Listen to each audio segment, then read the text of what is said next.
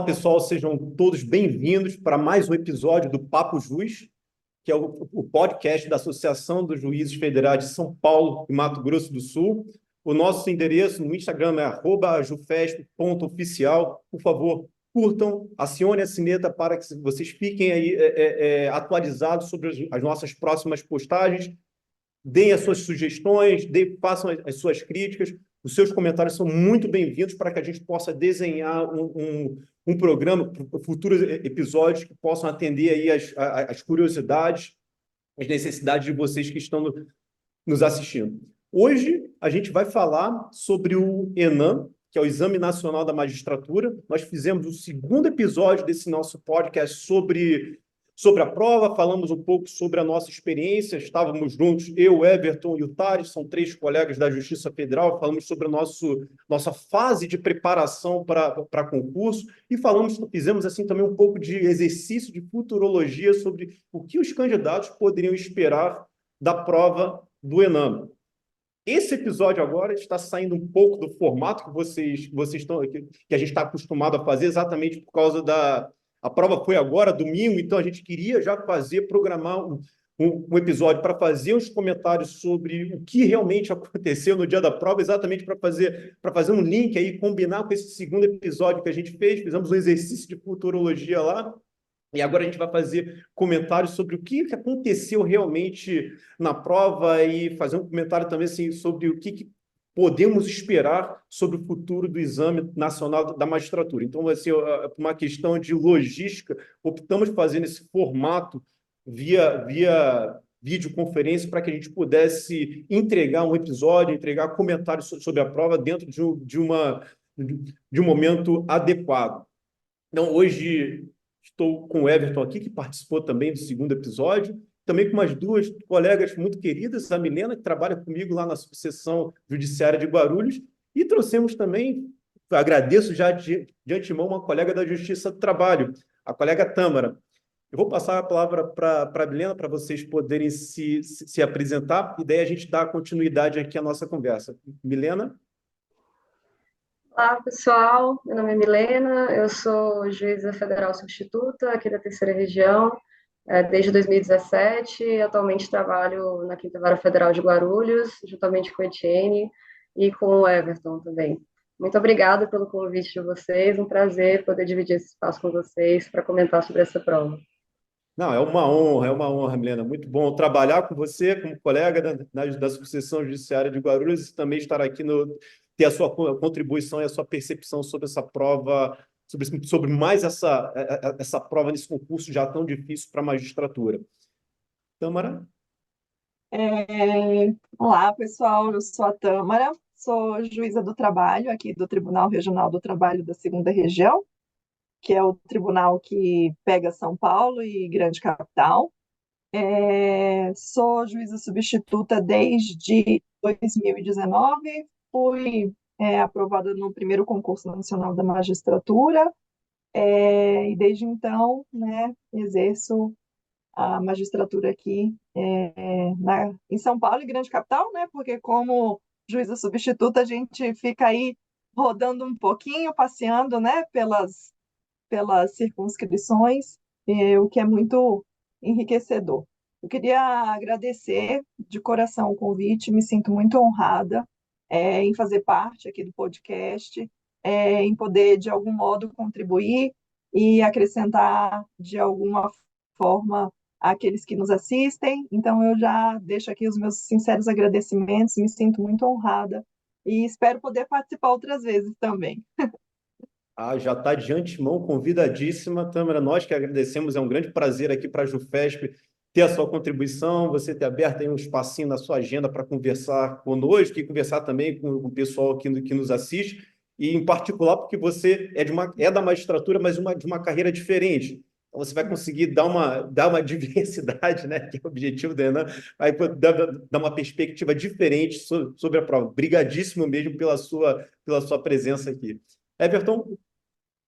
Olá, é uma grande satisfação ter a oportunidade de falar novamente com vocês. Então, Meu nome é Everton, sou juiz federal substituto, atualmente na subseção de Guarulhos. Esse episódio é forjado especificamente com uma edição extra, então, do PodJus, para que a gente possa responder aos anseios de muitas daquelas pessoas que viram ali o nosso primeiro episódio a respeito desse tema, e agora é um feedback, a nossa visão a respeito do que nós entendemos que ocorreu ali no último dia 14, para que vocês também possam ter uma perspectiva muito sensata, uma perspectiva muito contextualizada do que podem esperar aí para as próximas edições. É uma alegria, agradeço o convite, com certeza a gente terá um momento muito produtivo de discussões aqui neste dia. Eu faço a recomendação para quem está nos assistindo para conferir lá o episódio 2, que ficou bem legal. Nós não falamos apenas da prova em si, do que poderia ser a prova, mas falamos também da nossa experiência como candidatos e da nossa trajetória desde o início dos estudos até o dia da posse. Passamos algumas mensagens, falamos também sobre algumas dicas de preparação. Portanto, recomendo mesmo, não deixem de conferir esse segundo episódio para vocês terem uma ideia complementativa do que a gente vai falar hoje aqui. Bom, no segundo, fazendo esse link aí, fazendo esse gancho desse segundo episódio, nós conversamos sobre vários pontos do Enam, e um dos pontos era a receptividade, o número de candidatos inscritos e quantos realmente estariam motivados a enfrentar mais um obstáculo nesse já concurso difícil para a magistratura. A expectativa do CNJ era que houvesse mais ou menos 100 mil candidatos, mas só houve 39.800 inscritos, e fazendo a prova, o número chegou a mais ou menos 32 mil candidatos. Eu lembro que o Everton comentou que, poxa, nós estávamos falando sobre a questão da diversidade, que é algo pilar, deveria ser um pilar de todas as instituições, é um pilar da democracia e deveria se refletir em todas as instituições, em todas as carreiras. E eu lembro que um dos comentários do Everton foi que me parece que inicialmente, pelo menos, e aí eu já recordo que a gente estava falando antes da prova, então era um exercício de futurologia, poderia ser a prova, a depender de como ela fosse organizada, ela poderia ser mais uma barreira, ao invés de ser um catalisador aí desse processo de democratização. Lembro muito bem que a analogia que o Everton fez é como se fosse uma corrida de obstáculos. Você já tem ali uma corrida de 100 metros com X obstáculos, aí você coloca mais um para dificultar ainda mais a chegada ao ponto final. Que você continua ainda com a sua opinião, Everton? O que você achou? Sim, eu acho que agora é até um pouco reforçado, mas é necessário também a gente dizer que isso foi dito, talvez pelo ministro Barroso, e talvez as pessoas tenham dado um ênfase talvez maior do que aquele que fosse possível. A gente entende o ministro Barroso é um exemplo de magistrado e uma das mentes mais brilhantes que nós temos hoje, né? Um grande pensador. E evidentemente que esse fato não deveria ser do seu desconhecimento, que através de uma prova a gente dificilmente conseguiria atingir um ideal redistributivo. Eu acho que ele deve ter dito isso, talvez mais como uma visão que ele tem da magistratura e da necessidade que ele vê de transformação, mais do que propriamente dito como se o Enam de fato tivesse esse potencial de realizar essa transformação através pelo menos do formato que nós temos de prova. Ele talvez tenha demonstrado ali algo que ele desejasse, algo que ele espera como uma magistratura ideal, que representasse mais a sociedade brasileira. Mas eu não tenho nenhuma dúvida de que o próprio ministro, ele tinha essa convicção, né? Se nós, né, pessoas comuns, temos essa convicção, o ministro Barroso, por redobradas razões, por ser uma das mentes mais brilhantes aí do Brasil. Mas, evidentemente, que através de uma prova muito difícil a gente conseguiria atingir esses objetivos redistributivos. Talvez outros nós possamos avançar, mas esse, através de uma prova de fato, é muito complicado a gente conseguir. A gente tem que levar em consideração também que foi a primeira prova. E assim, a gente na vida, né, a gente vai por erros e acertos. Nós temos bons objetivos eticamente corretos, bons objetivos em mente, e o mais importante é dar o primeiro passo. acho que, então, complementando esse teu raciocínio, eu acho que também o ministro Barroso, o CNJ, tem isso também em mente, né? Vamos começar e aí, durante a trajetória, nós vamos fazendo as devidas adaptações para conseguir alcançar esse objetivo da democratização e da diversidade.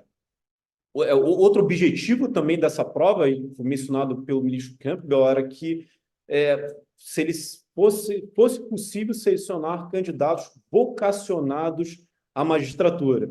Eu vi alguns comentários de que, mas a prova foi mais do mesmo, ou seja, cobrou-se aquilo que os tribunais já vinham cobrando ao longo do tempo. Na opinião de vocês, vocês acham que o formato da prova, as questões, teve um formato diferente dos concursos que já foram feitos pelos tribunais?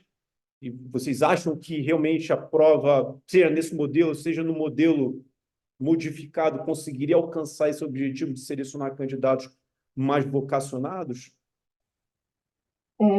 Eu vou puxar a, Estamos curiosos para ouvir a a sua opinião, resposta. Tamara. Perspectiva da Justiça do É, Trabalho. assim que saiu o edital do Enem, eu, né, ciente de todo o discurso do ministro Barroso e, né, reforçando aquilo que o Everton já falou, sabendo tão brilhante a pessoa que ele é, né, uma pessoa extremamente culta, inteligente, né, um ministro realmente que que de fato tem ele representa, né, digamos assim, a magistratura, né?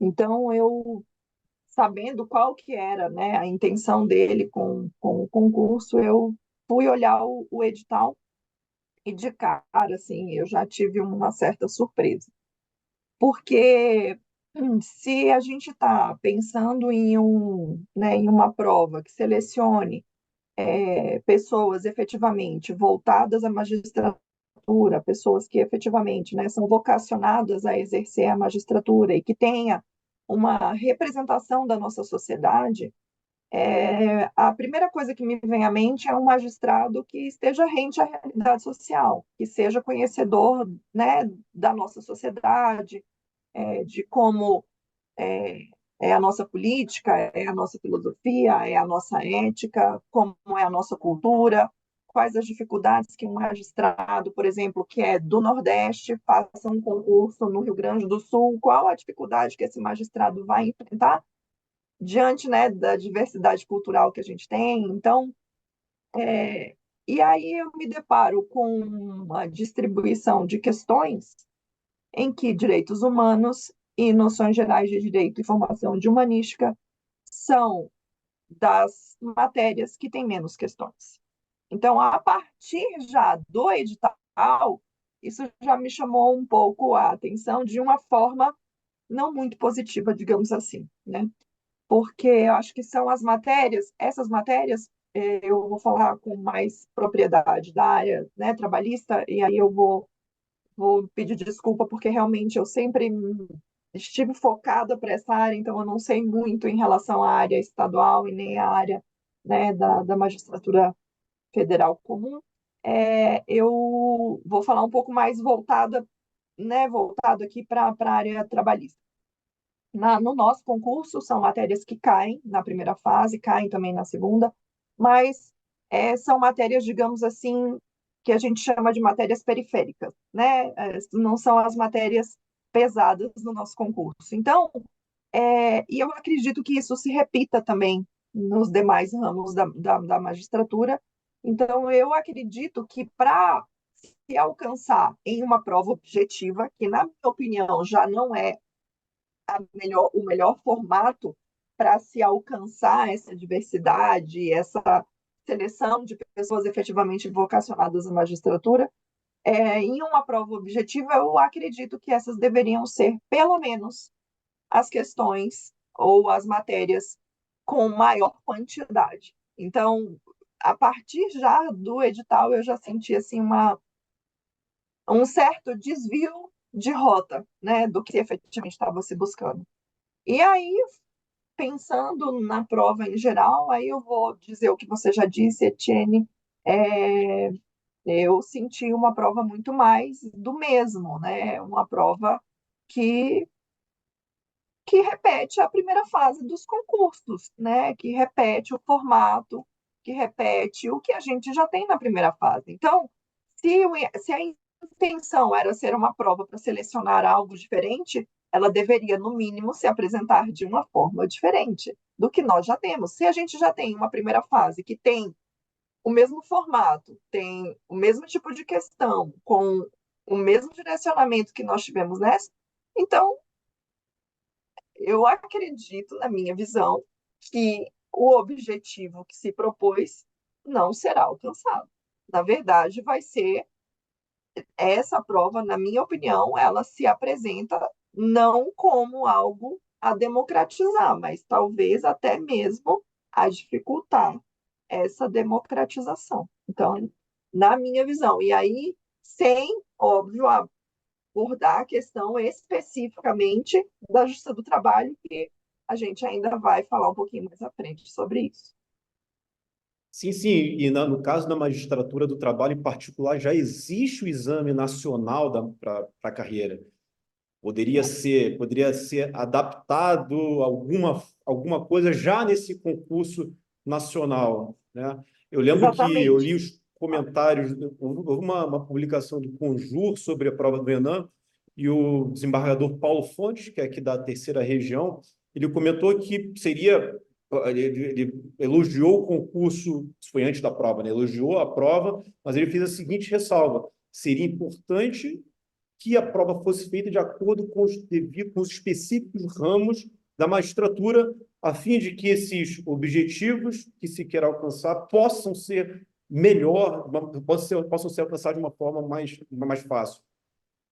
E assim, eu tenho que concordar com ele, porque se a gente pega os específicos ramos e a gente secciona eles, né, divide eles efetivamente como eles são, se eu te conto a minha experiência como justiça, né, como juíza da Justiça do Trabalho, e comparo com a sua, você vai dizer, essa menina é louca, assim, porque eu faço, por exemplo, 3 dias de audiência com 20 audiências na pauta. Quantas vocês fazem como juízes federais? Então, meu contato com a sociedade, com o jurisdicionado, ele se faz de forma muito mais presente, de forma muito mais intensa, de forma muito mais próxima, né?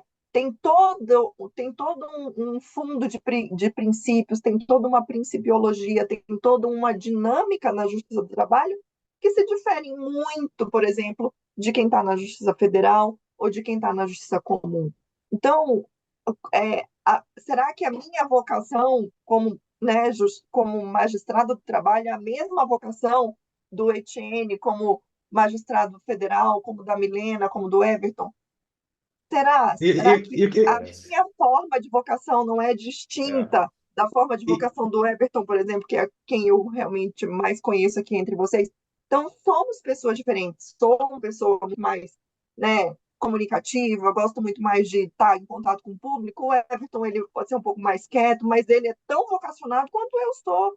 E somos magistrados que efetivamente exercemos a nossa função com dedicação, com afinco, mas e, especificamente em relação aos ramos, nós temos vocações é, um pouco e também acho que faz o sentido, porque a gente não vai conseguir homogeneizar e democratizar ao mesmo tempo, né? Parece que a gente fala de situações que são antônimas, né? Como é que a gente vai considerar que todos estão no mesmo patamar se nosso objetivo é democratizar? Mas eu queria ouvir também a opinião da Milena a respeito dessa prova, que eu sei que ela também é bastante atenta a essas questões atuais, enfim. O que você pensa, Milena, sobre isso? Olha, eu acho que eu posso assinar embaixo de tudo que vocês falaram até agora sobre essa prova. Na verdade, a gente tem até nos considerandos da Resolução 531 do CNJ esses objetivos de forma explícita, né, de selecionar pessoas vocacionadas, de democratizar o acesso à carreira da magistratura, que são objetivos absolutamente louváveis e objetivos que nós temos que, de fato, sempre procurar alcançar. Porém, é muito difícil também, na minha visão, fazer isso através de uma prova objetiva e fazer isso através de uma prova objetiva nacional aplicada a todos os ramos da magistratura, aqui como a Tâmara estava falando, porque, de fato, são ramos muito diferentes. Tem a Justiça do Trabalho, eu acho que tem muito disso de pessoas que se preparam especificamente para a Justiça do Trabalho, pessoas que se preparam especificamente para a Justiça Federal. Então, você trazer todo mundo para fazer uma única prova é muito difícil. É difícil de achar as matérias comuns. Eu acho que até uma boa tentativa de fazer isso seria o que a Tâmara sugeriu, talvez focar mais, e até também eu tenho visto esse objetivo de democratização e de selecionar pessoas com visão mais humana, talvez focar um pouco mais nessas matérias que são um pouco mais comuns a todos os ramos, se a intenção é fazer realmente, né, como ficou aqui, uma prova só para todos os ramos da justiça, mas de todo modo, um objetivo muito, muito difícil de se alcançar, trazendo um modelo de prova que já era conhecido, uma prova objetiva, né, e que não destoa muito, que na prática, como a gente viu, foi muito mais do mesmo, como o Etienne já falou e a Tamara já falou, é uma prova que segue um modelo muito padronizado de concursos, né? Aí eu achei, queria saber a opinião de vocês, mas eu achei a prova relativamente mais simples do que as provas dos tribunais. Vocês tiveram a mesma impressão? Eu tive, não, talvez não em todas as matérias, e como tem essas diferenças, né, uma pessoa que estuda mais para justiça do trabalho vai ter um pouco mais de dificuldade, talvez, numa prova de direito penal, por exemplo, porque não está tão habituado a estudar aquela matéria, né? Então, isso pode acontecer, mas, no geral, eu achei uma prova padrão, né? Mas relativamente tranquila, assim, um pouco mais fácil do que provas de primeira fase da magistratura em geral, pelo menos com base na minha experiência. Quem efetivamente já vem aí num ritmo de estudo para algum dos ramos da magistratura, e eu falo inclusive para a magistratura do trabalho, à exceção de direito penal, né, que é uma matéria que realmente para a gente não é que não caia, é uma matéria sim presente no nosso edital, mas não com a profundidade que foi cobrada aqui. Tirando, então, penal, eu acredito que quem vem aí, né, para todos os ramos, e inclusive para a magistratura do trabalho, vem já num ritmo de estudo bom, foi uma prova ok, né? Assim, acho que inclusive até um pouco abaixo do que efetivamente nós temos numa primeira fase de magistratura. Então,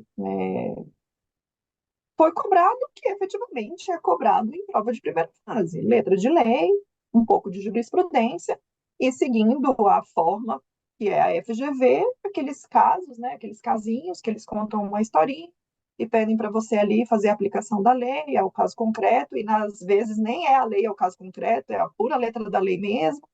Então, assim, eu acho que seguiu bem o padrão. Então, acredito que quem, né, vem num ritmo bom de estudo não encontrou grandes dificuldades na, na hora da prova. Essa é assim, a minha opinião em relação ao formato que se apresentou.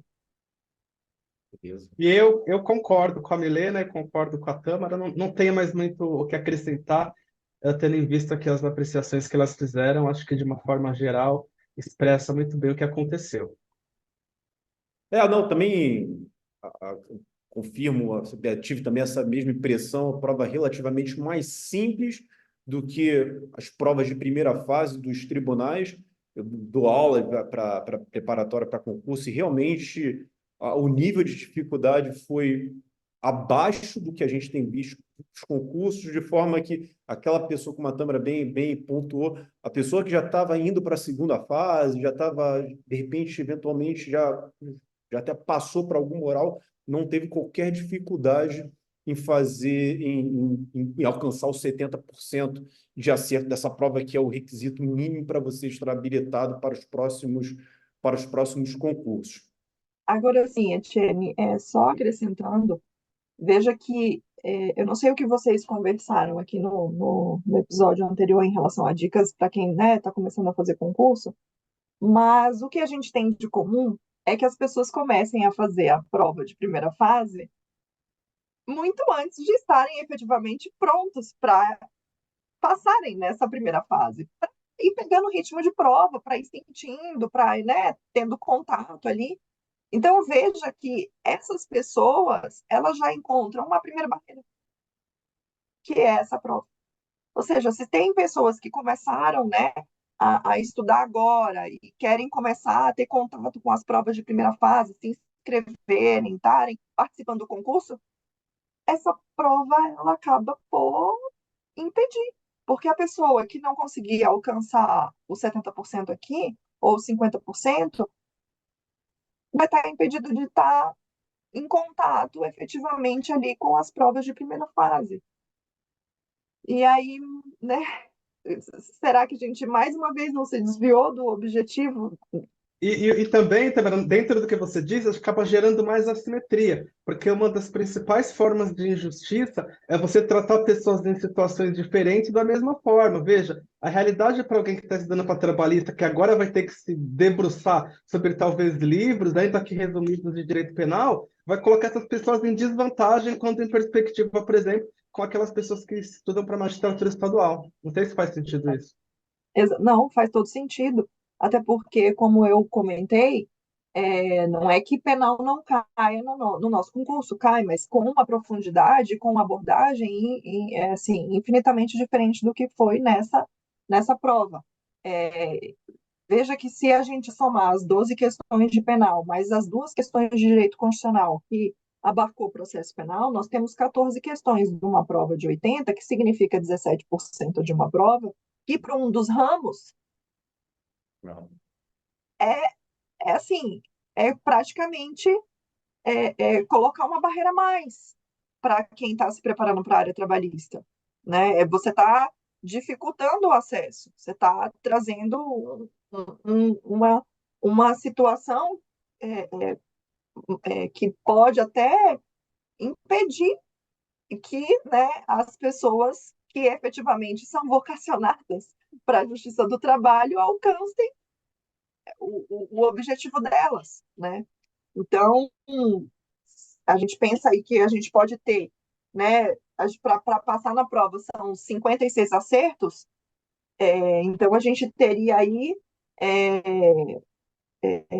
14 questões, né, que para a justiça do trabalho a gente já estaria colocando como algo que os 56 acertos, mais essas 14 questões, a gente teria, então, um percentual mais dificultoso para quem é da Justiça do Trabalho alcançar aí os acertos mínimos de 70%.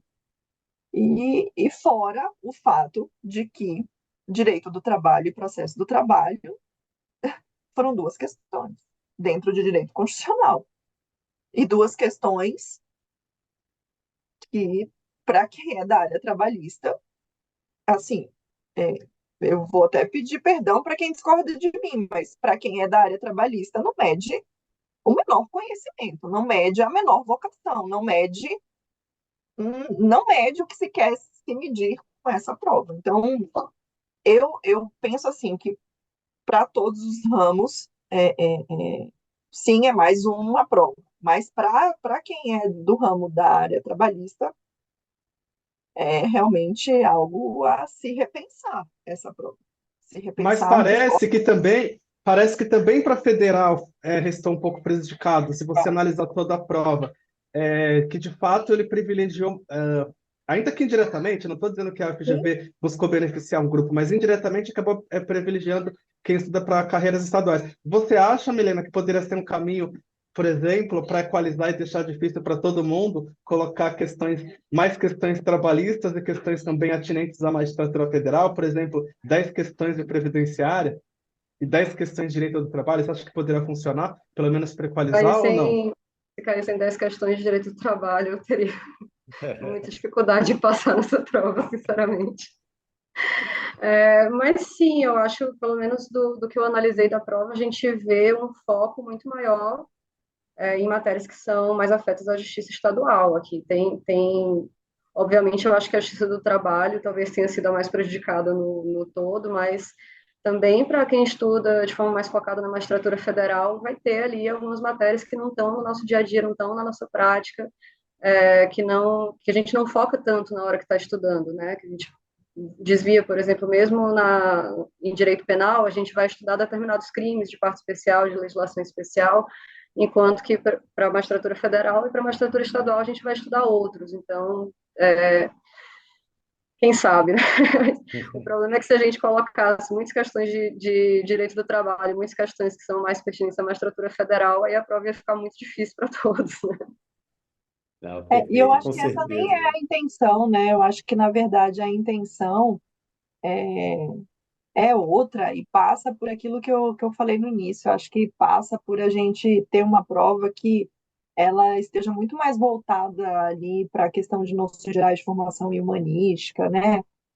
Teoria geral do direito e da política, né? Sociologia, psicologia, filosofia do direito, ética e estatuto da própria magistratura.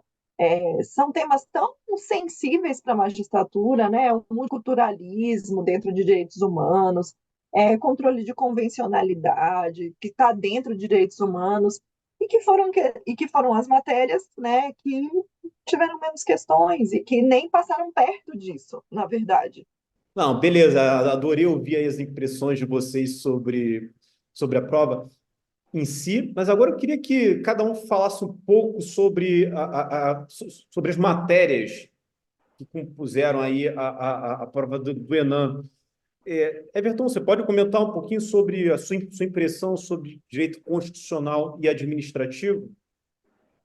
Bom, então, né, depois de toda essa discussão, a gente já consegue ver bastante coisa do que a gente disse aqui, que foi refletida nessa primeira edição na prova do dia 14, né?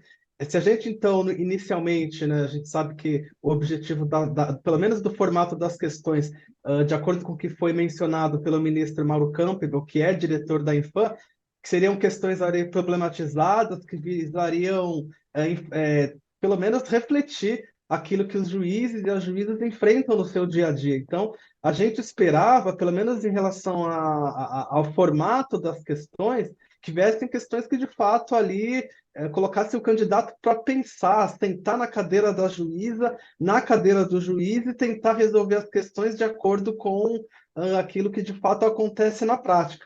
Mas essa era a expectativa. Na realidade, em relação a direito constitucional e direito administrativo, eu fiz aqui uma análise das questões em relação ao que foi cobrado, então eu procurei identificar se foi cobrado doutrina, jurisprudência, letra da lei ou propriamente o raciocínio do candidato para que, de fato, pudesse demonstrar alguma espécie de habilidade, né, de vocação, que pudesse transparecer essa vocação ao enfrentar os problemas que lhe fossem apresentados, mais do que eu pude extrair, pelo menos de acordo com aquilo que foi o foco das questões, foi mais relação a textos, né, da própria Constituição. Então, o candidato, muito mais do que desenvolver o raciocínio jurídico de acordo com o que o juiz enfrenta na prática, ele tinha que demonstrar um conhecimento bastante acurado em relação ao próprio texto da Constituição. Então, esse foi a primeira diretriz que a gente pode observar naquilo que foi cobrado em relação ao direito constitucional nessa primeira edição. O candidato precisaria, então, conhecer muito bem o texto constitucional. Isso, de fato, como mencionou a Tâmara, é algo que já compõe o dia a dia daquelas pessoas que estudam para as carreiras em geral da magistratura. E, além disso, o que a gente pôde observar foi uma exigência bastante considerável em relação à doutrina, à forma de decidir do Supremo Tribunal Federal. Isso não é uma surpresa, porque o ministro Mauro Campbell ele também apontou que, entre os objetivos, ele deu uma entrevista bastante interessante para o Migalhas, e aí ele disse lá, né, que... Aliás, para o Conjur, perdão, para o Conjur. E ele disse lá que também ele queria juízes e juízas que seguissem os precedentes, né? Evitassem ali decisionismo, que os juízes tivessem, e as juízes tivessem um conhecimento a respeito daquilo que os tribunais superiores, especialmente o STJ, STF, TST, decidem. E aí a gente pode, pelo menos nesse ponto específico, ver isso refletido de uma forma bastante evidente na prova de direito constitucional. Mais de 8 questões cobraram o conhecimento específico a respeito de precedentes do Supremo Tribunal Federal. E aqui eu posso dizer, por exemplo, a questão 2, né, que fala um pouco ali sobre tribunais de contas e competência para executar ali o título executivo, né, das decisões dos tribunais de contas, e de fato isso a gente viu bastante, de uma forma bastante nítida, também na questão número 3, que cobrou ali um conhecimento específico em relação ao acesso, né, do defensor ter acesso aos elementos ali que estão que compõem o inquérito policial e demais questões. Então, se por um lado, em direito constitucional, a gente não conseguiu vislumbrar a possibilidade de analisar o candidato em relação às questões problematizadas, porque mesmo as questões que foram em forma de problema, ela teve como pano de fundo não o raciocínio em si, mas a doutrina, a jurisprudência ou a lei. Mas, especificamente em relação à constitucional, o que eu posso dizer é que um dos objetivos foi realizado, que foi a cobrança de precedentes. Isso veio de uma forma bastante evidente, bastante contundente, de acordo com o que disse o ministro Mauro Campbell. Então, já fica aqui talvez uma diretriz para que os candidatos tenham essa preparação e essa noção para as próximas provas. Em relação a direito administrativo, o que eu posso dizer é que, na mesma linha do que direito constitucional, mas o foco já foi mais em novidades legislativas. Então, eles cobraram ali detalhes, né, de lei, de comandos normativos, trocando, em algumas hipóteses, palavras para tentar confundir o candidato, e também o que a gente pôde observar é que os enunciados foram bastante longos, tanto os enunciados em si, quanto as próprias questões ali que os candidatos tinham que escolher também foram bastante extensas, o que reclamou do candidato. Se não, por um lado, talvez, esse raciocínio jurídico, ele cobrou ali que o candidato tivesse bastante atenção. Evidentemente que a atenção também já faz parte da seleção. Se a gente for pensar em provas de alguns tribunais, eles têm esse foco, né, em fazer com que o candidato consiga desenvolver um raciocínio em pouco tempo. Se não, talvez com o problema em si, com um enunciado bastante longo, para que ali o candidato já tenha que demonstrar uma habilidade de conseguir solucionar e ler e extrair o mais importante em pouco tempo. Então, são essas as minhas impressões gerais, Etienne. Ah, legal. Esse ponto que você mencionou de trazer racionalidade ao sistema, de forma que os precedentes sejam criados e seguidos, eu acho isso extremamente importante dentro de um país que é extremamente litigioso. O fato de haver os precedentes não serem seguidos estimula a insegurança jurídica, mas estimula também litigiosidade, porque o camarada vai tentar a sorte de conseguir uma decisão que contrarie os precedentes e que seja a favor dele. Esse seguir os precedentes, eu digo, desde a primeira instância até os tribunais superiores. Milena, o que você achou das matérias de formação humanística e direito penal? Bom, em relação à formação humanística, até como a Tâmara havia me falado antes, né? Eu acho que a gente tinha aqui uma matéria muito interessante para ser cobrada nessa prova, de acordo com esses objetivos do Enem, de trazer pessoas mais vocacionadas, trazer uma democratização, enfim. E uma das matérias que traz um pouco mais de margem para isso, né? A gente tem até no conteúdo programático, é muito rico, tem muitas questões interessantes ali que poderiam ser abordadas na prova de humanística. Mas a gente teve uma prova realmente pequena, né? São só 6 questões, se apresentam uma parte menor da prova como um todo, e todas elas praticamente estruturadas em cobrança de texto expresso da Constituição, de leis, de diplomas internacionais. Tivemos questões envolvendo Código de Ética da Magistratura, sobre a questão de entrevistas dadas por juízes, trabalho infantil, Agenda 2030, Lei Anticorrupção, Loman, enfim. E, no geral, a maior parte das questões foi realmente construída só cobrando o próprio texto da lei. Então, a gente vê que, infelizmente, né, eu acho que se perdeu talvez uma oportunidade de, pelo menos nessas, ainda que poucas questões, trazer alguns conteúdos que pudessem voltar um pouco mais para essa questão de selecionar pessoas vocacionadas, né?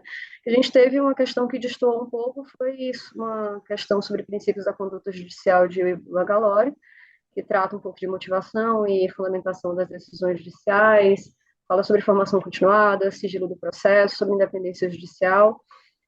Não é uma questão muito complexa, algo que poderia ser facilmente resolvida com base no nosso próprio arcabouço principiológico constitucional, referente à atividade da magistratura, mas algo que destoou um pouco, mas no mais questões que exigiam essencialmente conhecimento de lei, algumas até com texto expresso, copiado e colado nas questões. Já na prova de direito penal, a gente teve uma prova mais extensa, 12 questões. Dessas 12 questões, 5 foram de parte geral e 7 de parte especial.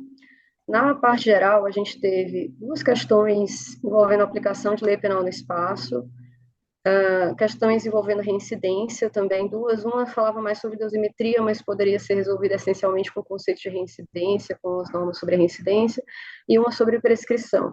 E aí, na parte especial, a gente tem, de novo, 2 questões sobre diferença entre estelionato, furto e apropriação indébita, corrupção passiva, corrupção ativa em transação internacional, crimes contra a liberdade sexual, falsa identidade e terrorismo. O que eu achei dessa prova? Que a gente já teve uma proposta de prova um pouco diferente, pelo menos em relação à de formação humanística. A gente tem uma prova que trabalha muito com a construção de casos, que vão ser resolvidos aí pelo candidato com base em lei ou com base em jurisprudência. Então, exige um pouco mais de raciocínio, né, do que só memorização de textos legais. Mas, de todo modo, uma prova bem padrão, não foge muito, não inova muito em relação a outras provas de concurso, né.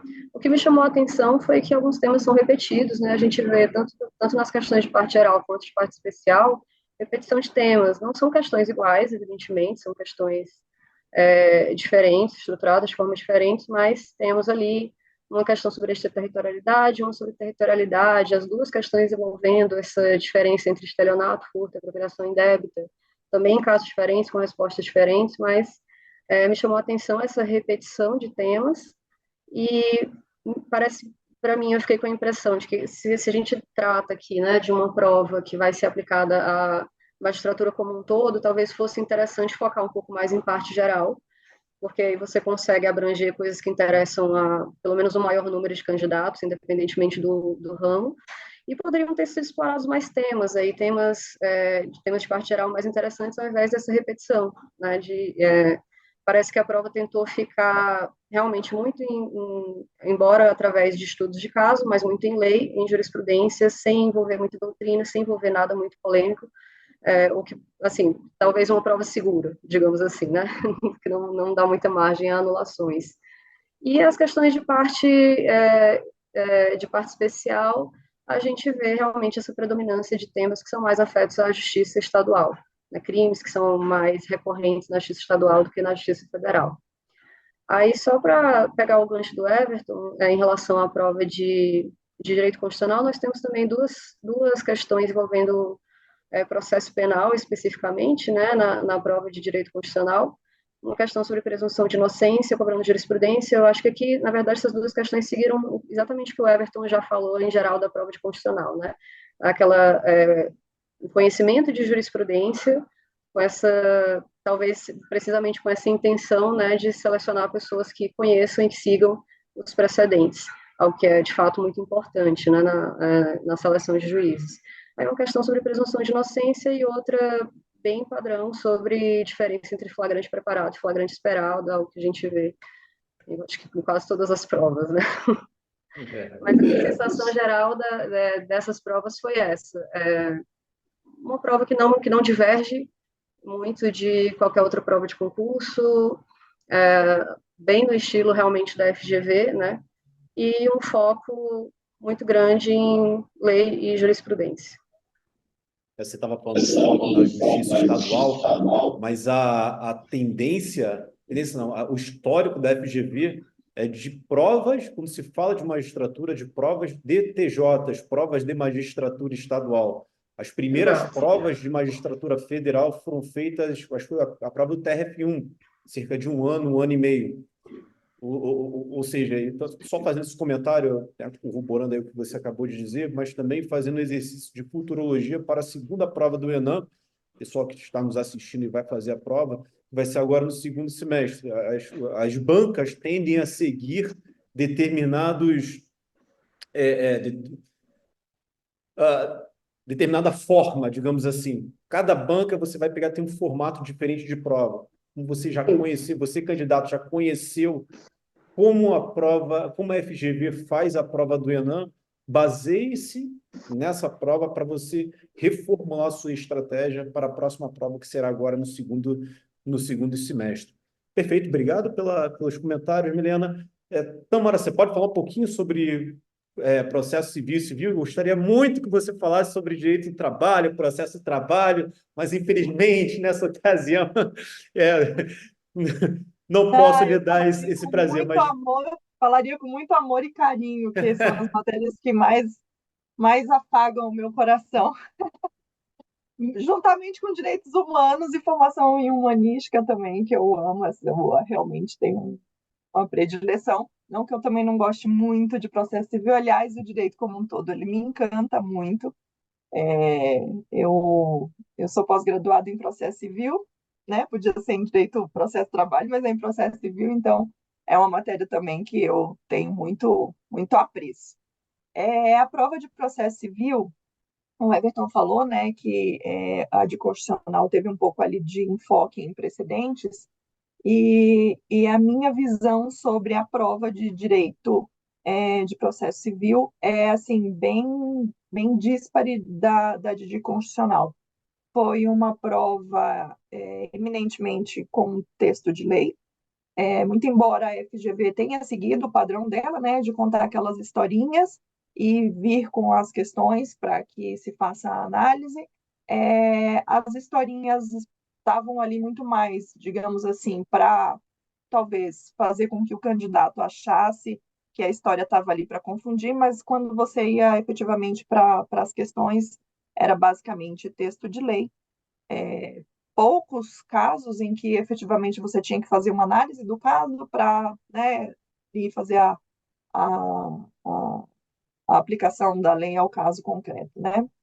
Então, o Everton até falou da questão, né, de você estar buscando nessa prova do Enem com que os juízes, né, estejam atentos mesmo às decisões ali do STF para se evitar um ativismo judicial, né, trazendo aí uma disciplina judiciária, né, algo que os magistrados atuais, inclusive com o novo Código de Processo Civil, né, tem toda essa cultura, né, de precedentes judiciais para que essa questão do ativismo judicial, a disciplina judiciária, ela esteja bem direcionada. E aí eu olho para uma prova de processo civil e me remete ao juiz boca da lei, né? Um juiz que precisa saber a lei e de qual a lei. Então, mais uma vez, né? Será que não estamos nos distanciando do que se efetivamente buscou com a prova do Enem? E outra curiosidade que eu observei, não sei se todos observaram, é que o título da prova de processo civil está escrito Direitos Processual Civil, né? Não sei se todo mundo observou, mas está escrito dessa forma. E aí, assim, se a gente for, não tenho tempo para analisar todas as questões de forma, né, pormenorizada, mas o que eu posso dizer de uma questão que me chamou muito a atenção foi uma questão sobre honorários advocatícios, numa prova que se pretende extrair a vocação dos magistrados, né? Em uma questão voltada a honorários advocatícios, mais uma vez, com pura aplicação de texto de lei, sem assim nenhuma necessidade de raciocínio jurídico ou de, né, uma interdisciplinariedade aí, que eu também senti falta na prova de processo civil e também na prova de direito civil, porque muito embora a gente não tenha direito do trabalho dentro das matérias que são cobradas, nós temos que lembrar que o direito do trabalho ele se despreendeu do direito civil. Ele é um braço que surge do direito civil e se desprendeu por razões óbvias, né? Que dentro do direito civil nós temos o equilíbrio entre as partes e dentro do direito do trabalho nós temos o famoso desequilíbrio, a relação, né, desequilibrada. Mas o nascedouro do direito do trabalho está dentro de direito civil. Então, poderia ter, né, dentro do próprio direito civil, essa conversa um pouco, né, voltada aí com a interdisciplinariedade, algo que remetesse, algo que nos trouxesse a estas questões principiológicas. E dentro de processo civil, da mesma forma, porque o direito o processo do trabalho, ele tem, né, o direito processual comum como sua fonte supletiva e subsidiária, né? Então, quando nós temos uma lacuna ou uma omissão dentro do direito processual do trabalho, nós buscamos preencher essa lacuna ou complementar a nossa norma que é incompleta com o direito processual comum. Então, onde a gente busca, a depender da fase que nós estejamos, especialmente na fase de conhecimento, é direito processual civil. Então, nesse ponto, talvez aqui nós tenhamos uma questão que abraçou isso, que é a questão de desconsideração da personalidade jurídica, algo que nós aplicamos recorrentemente dentro, né, da execução trabalhista. Então, é uma questão de certo modo, né, ela abarca aí os nossos estudos dentro do direito processual do trabalho, mas não mais, vou falar de forma geral, tanto de processo civil como de direito civil. Processo civil foi uma prova muito mais letra de lei do que de jurisprudência. Nós tivemos 12 questões, das 12 questões, duas talvez tivéssemos que ter um conhecimento ali de jurisprudência, no mais, todas as questões pura aplicação de texto legal, né?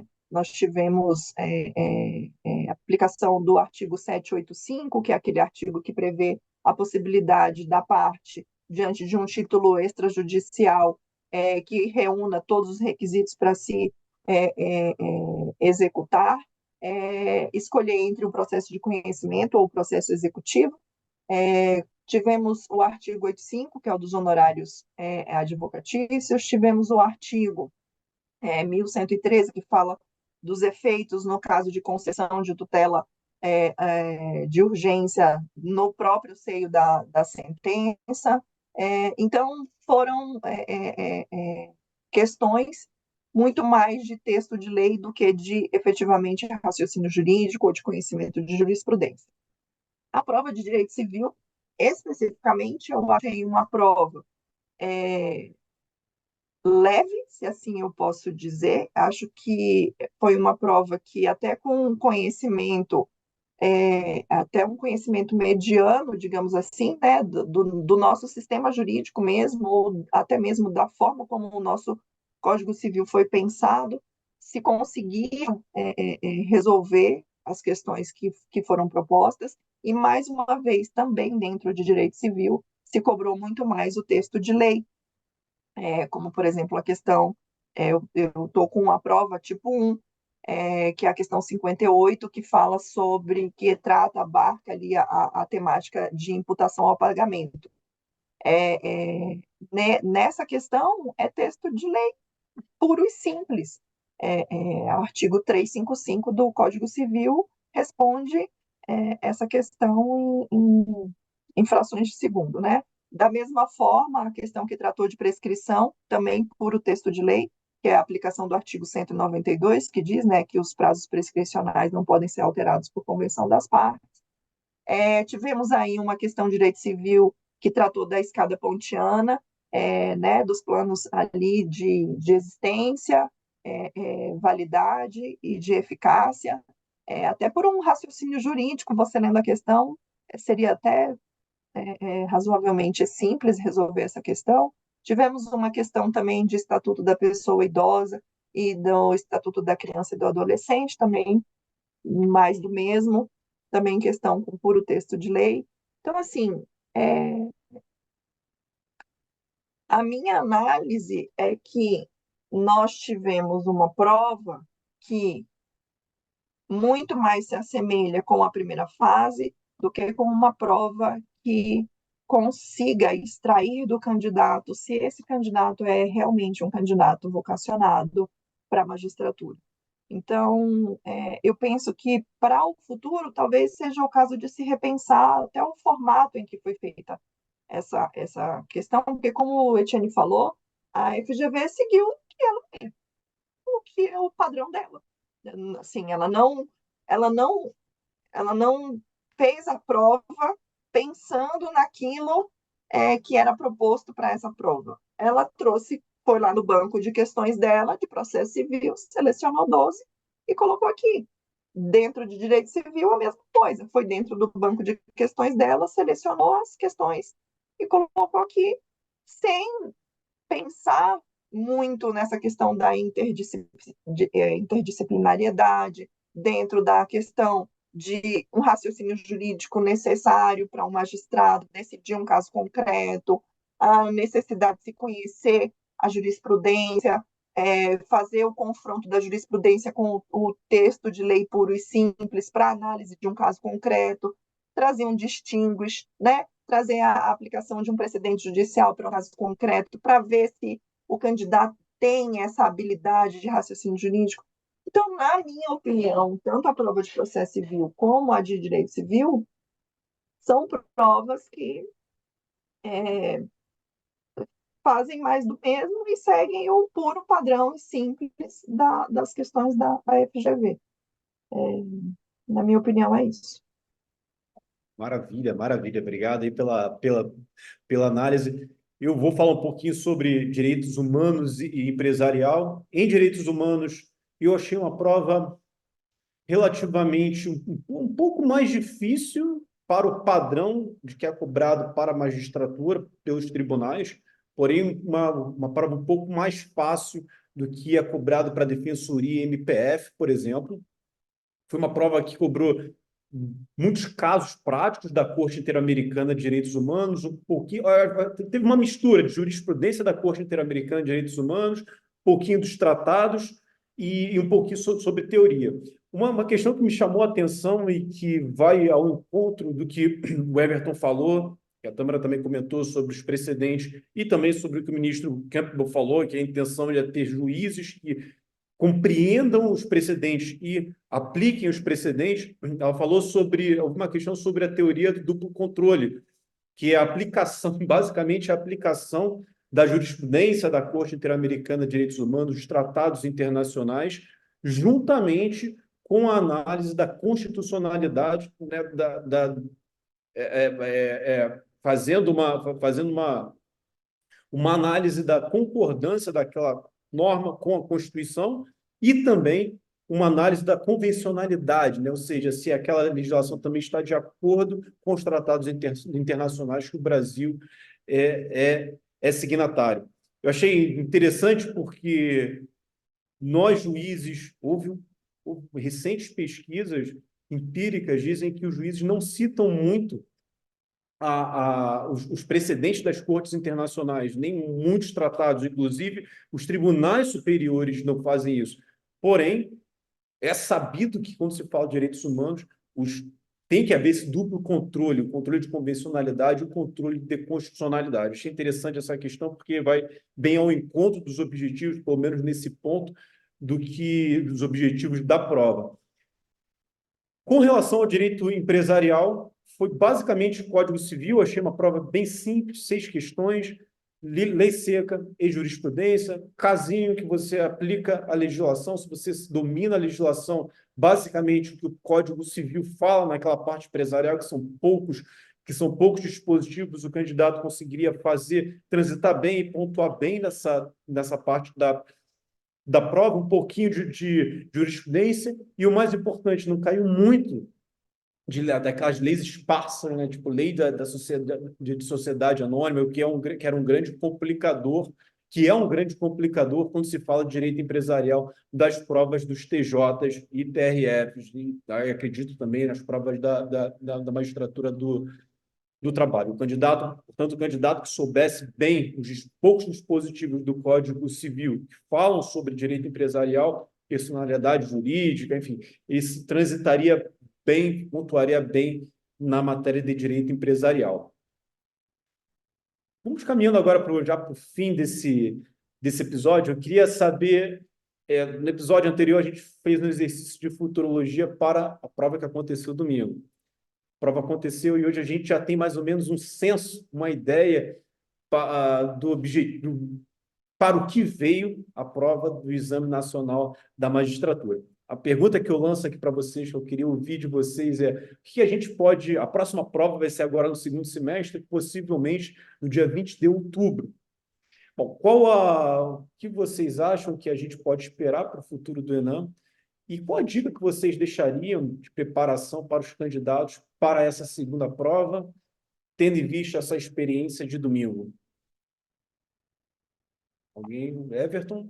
Eu penso assim, penso que o Enem é algo que veio, que vai ficar, não é algo, aconteceu, não foi bem sucedido na primeira vez e vamos seguir sem ele. Não, acho que veio, vai ficar, acho que talvez, por conta de tudo isso que nós já conversamos, talvez isso chegue, né, aos idealizadores do Enem, e talvez eles repensem o formato da prova, e cobrem, né, de quem for fazer a prova agora em outubro, um direcionamento melhorado, né, em relação aos efetivos objetivos da prova. Assim eu espero, na verdade, né, assim eu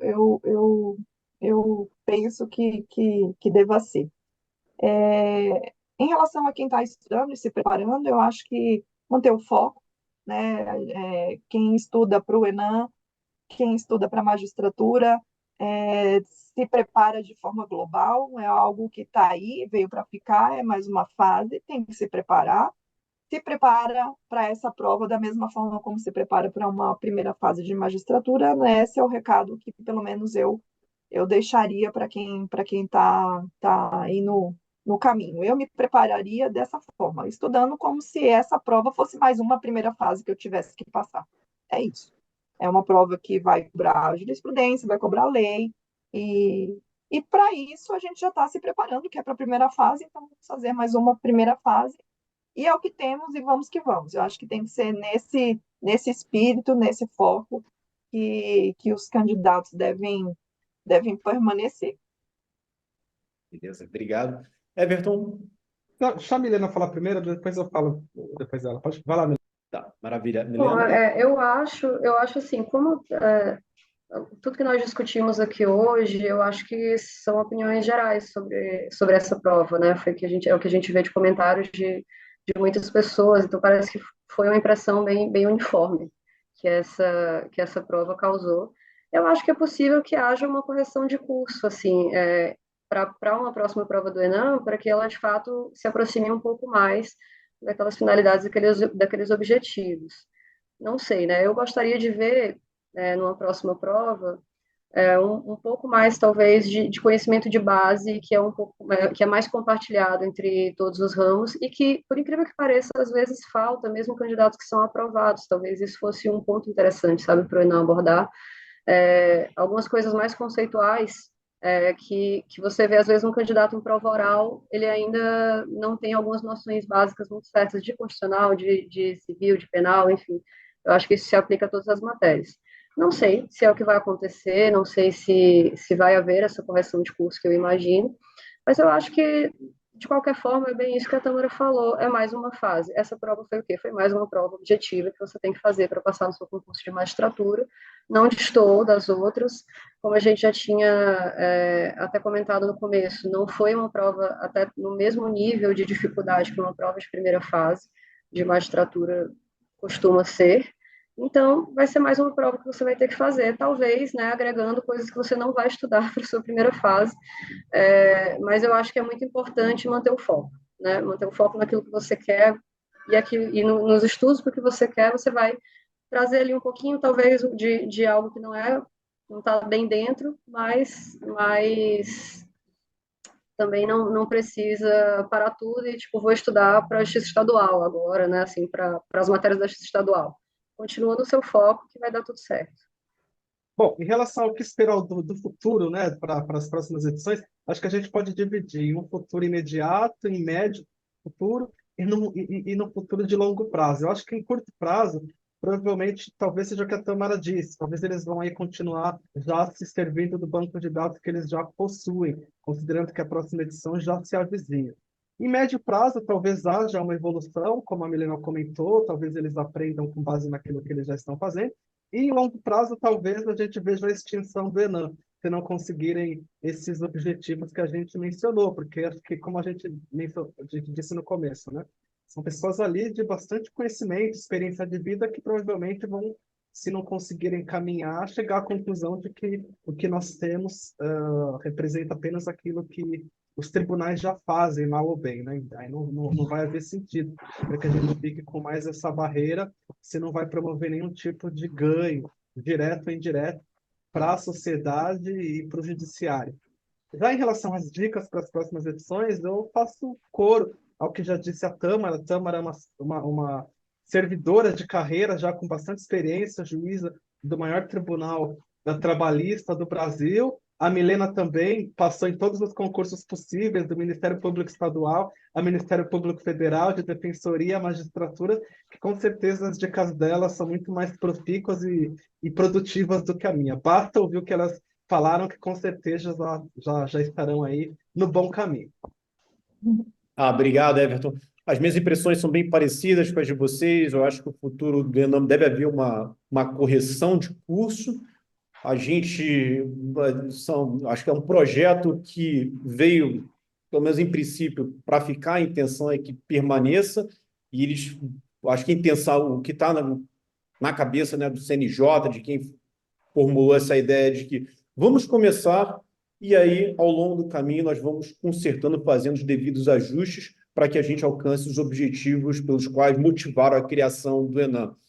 A próxima prova está prevista provavelmente para o dia 20 de outubro, será no segundo semestre, em princípio no dia 20 de outubro, e a dica que eu dou é assim, não se... Essa é uma dificuldade que todos os candidatos vão passar, não é uma particularidade sua.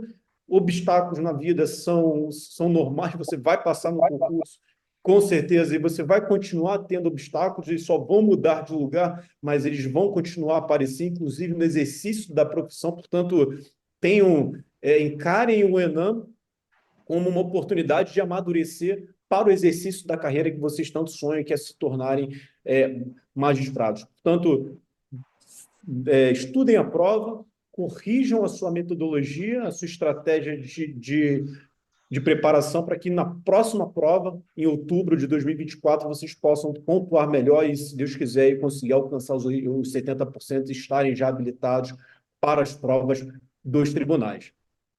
Pessoal, brigadíssimo pelo tempo de vocês, obrigado mesmo pelas reflexões, pelas considerações.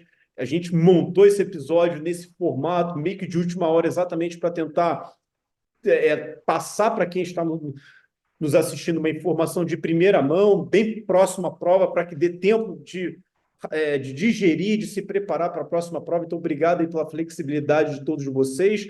Peço desculpas a quem está nos assistindo pelo formato, mas a ideia é que fizesse um episódio no timing perfeito do concurso. E, bom, obrigado a todos. Se vocês quiserem falar sobre algum projeto, sobre alguma rede social, alguma coisa que vocês têm em particular, esse é o momento. Alguém quer fazer algum comentário? Eu quero agradecer imensamente o convite. Desculpa, Milena. Eu quero agradecer imensamente o convite, né? Estou aqui no meio de juízes federais, sendo uma juíza federal também, né? Que embora seja da Justiça do Trabalho, especializada, mas ainda sou uma juíza federal. Então, eu quero agradecer imensamente o convite, fiquei muito honrada. Quem quiser me acompanhar no Instagram, eu tenho uma página voltada para quem está aí no caminho dos concursos. Lá eu conto um pouquinho da minha história, de como foi que eu alcancei, né, a aprovação na magistratura. Dou algumas dicas mais para quem está aí na área dos concursos trabalhistas, mas, de uma forma geral, também as dicas são dadas por lá. É @prof. Tamara Luiza com Z. Espero encontrar vocês, ouvintes, lá, e vocês, meus colegas de podcast, numa próxima oportunidade. Muito obrigada. Obrigadíssimo, Milena. Eu só tenho a agradecer mais uma vez pelo convite, adorei estar aqui com vocês hoje discutindo sobre essa novidade tão grande, né, que nós tivemos aqui nos nossos concursos de ingresso na magistratura. E acho sempre bom ter uma oportunidade também de conversar, de falar um pouco com as pessoas que estão nessa fase, né, pela qual todos nós passamos de estudo para concurso, de tentar ajudar e tranquilizar. Então, achei muito legal. Muito obrigada. Beleza. Everton? Bom, também queria só agradecer mais uma vez à Associação dos Juízes Federais de São Paulo e Mato Grosso do Sul pela essa ideia e por, evidentemente, contribuir para que as pessoas tenham acesso a essa informação. Agradecer a você, especialmente ouvinte, que está nos assistindo ou que está nos ouvindo, né? E que esse é apenas o começo. Com certeza nós teremos aí muito mais informações, informações importantes para você que pretende realizar aí o seu sonho e um dia se tornar uma juíza ou um juiz. Um forte abraço e espero encontrar vocês novamente em próximas aí edições. Até mais. Tchau, tchau. Não deixem de nos seguir aí nas redes sociais, o Instagram do Papo Jus, da Associação de Juízes Federais de São Paulo e Mato Grosso do Sul, é @ajufesp.oficial. Não deixem de clicar lá na sineta para que nos próximos episódios vocês sejam alertados. E obrigado pela companhia de todos vocês, obrigado, queridos colegas, e até a próxima. Tchau, tchau.